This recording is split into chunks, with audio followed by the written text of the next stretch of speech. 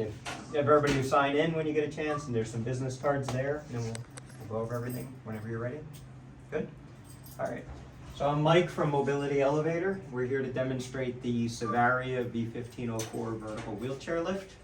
The first thing that I always like to tell everybody and remind everybody, wheelchair lifts are a different code than elevators. Wheelchair lifts have to be what's called constant pressure. A lot of folks press a button and expect the lift to automatically go to the other floor. With wheelchair lifts, you have to press and hold the button as long as you want it to move. As soon as you take your finger off the button, the lift will stop automatically. Most folks that are permanently disabled or need to use a wheelchair lift are familiar with this, but other folks are not. This particular lift has a front and a side entry exit, and as a result, to meet ADA, is equipped with power door operators, meaning that as soon as the lift arrives at the landing, or it's at the landing and you press the button to use the lift like an elevator would, the lift will automatically release the interlock and the power door will automatically open, and then it will automatically close on its own. There's no need to do anything further. So there's no need to pull or anything? Or, Correct. Yep. In this case, you have a haul station at each landing. Each haul station is going to have two buttons, one with a single hashtag, one with a double hashtag, indicating first landing or bottom landing, and second or upper landing.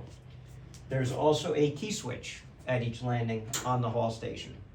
These key switches are keyed in what's called on-off removable, meaning there's a key that you'll get. It's called a 2252. It's a standard ADA lift access key.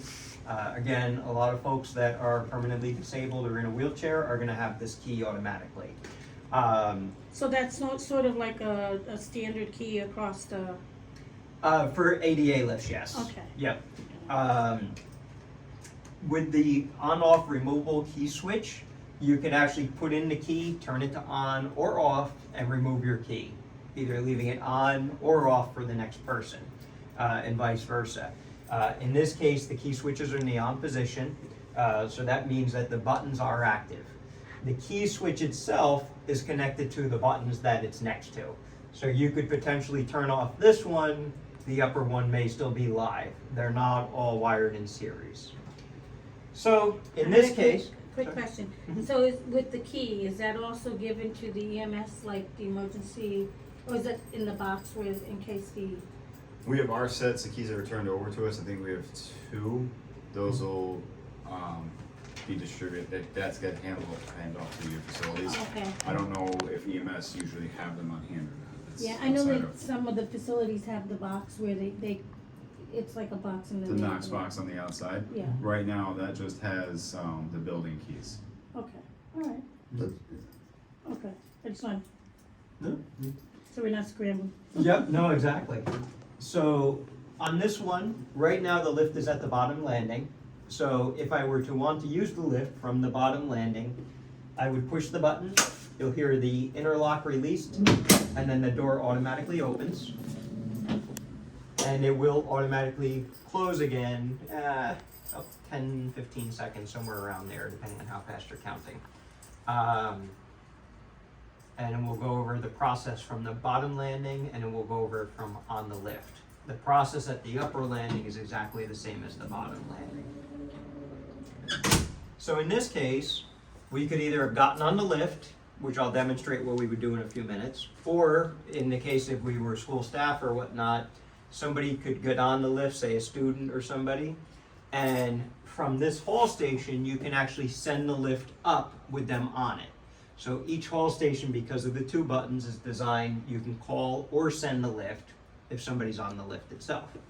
So in this case, if we put somebody on the lift, we would press and hold the two button. Again, it is constant pressure, so as soon as you let go, the lift will stop.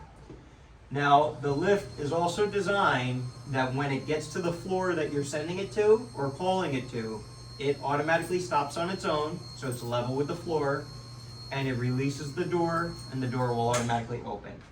So in this case, it just stopped on its own, and the door is opening right now, and you'll see it will automatically close again on its own.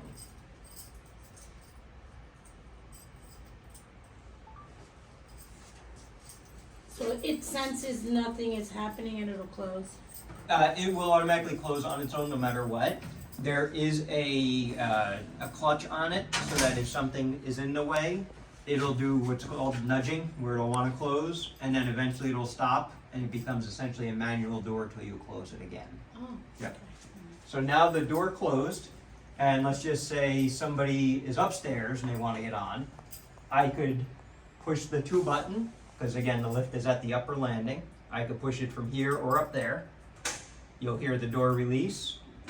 The door automatically opens.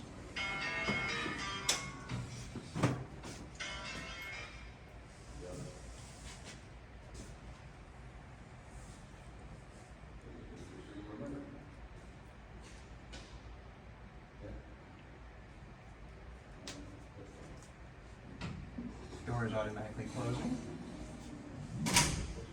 And then once it's closed, we'll be able to push the 1 button and bring it down to us so that somebody can get on. And then I'll show you how the lift operates from on the lift itself. The lift is coming down to us. Again, it will automatically stop. Door interlock releases. The door automatically opens.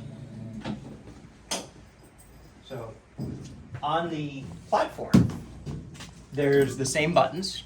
So this is different, Different configuration, but same buttons.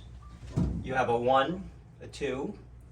There's actually an LED light strip that will, if the power were to go out in the building, even though it's all on a generator, this will light up and provide the code required lighting on the platform. Also here is an emergency alarm.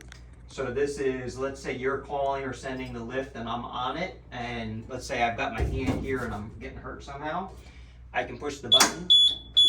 That will automatically stop the lift, obviously audibly as well.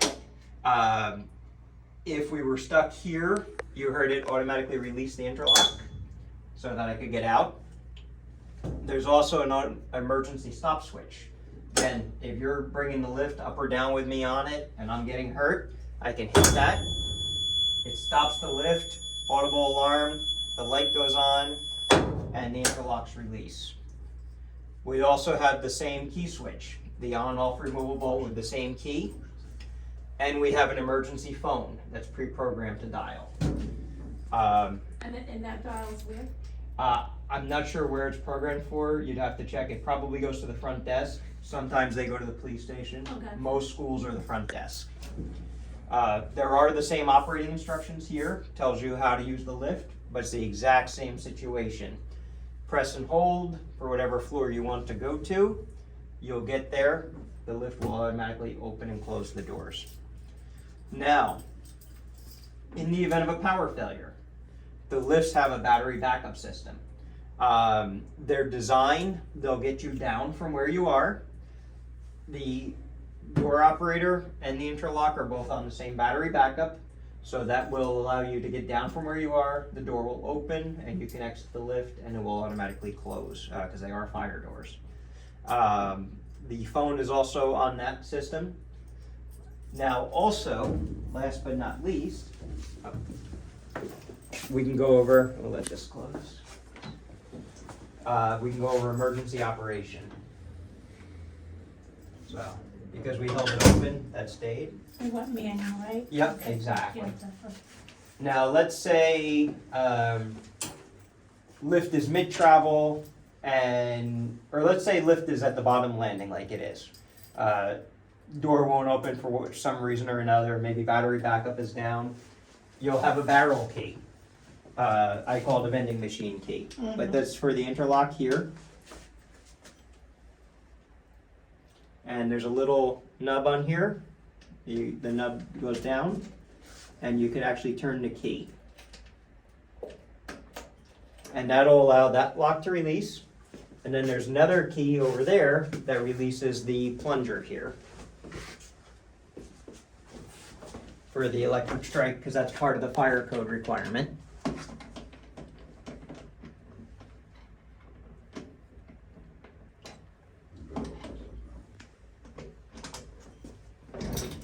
And that allows you to open the door to get somebody on or off.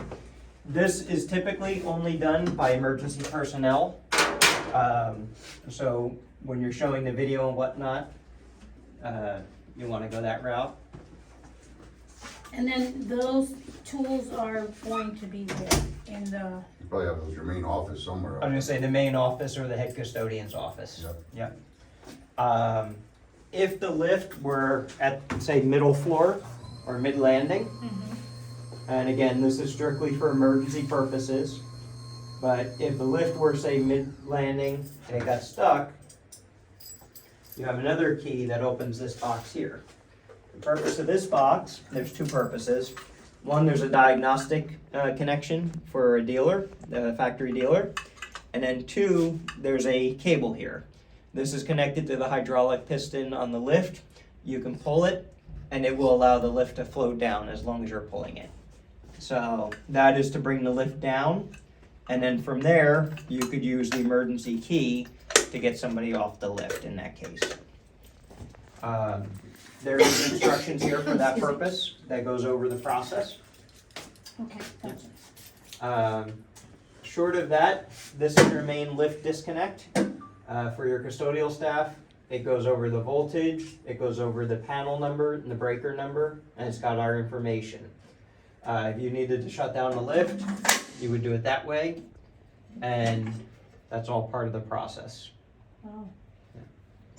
So, Four different methods. yep, and these have to be at the lower landing. There's a reason that they have to be here through elevator code and elevator electrical code for the elevator section. So, Okay, can he actually go through it? sure. Alex? Alex, esta es la escuela que le va a tocar a usted, ¿verdad? No va a venir otro, Creo que van a enviar. otra persona? Sí, pero va a estar con él. Van a estar los dos. Okay. ¿Usted quiere ensayar? Ok, pero entendí muy poco. Okay, all right. So can we go through it again and I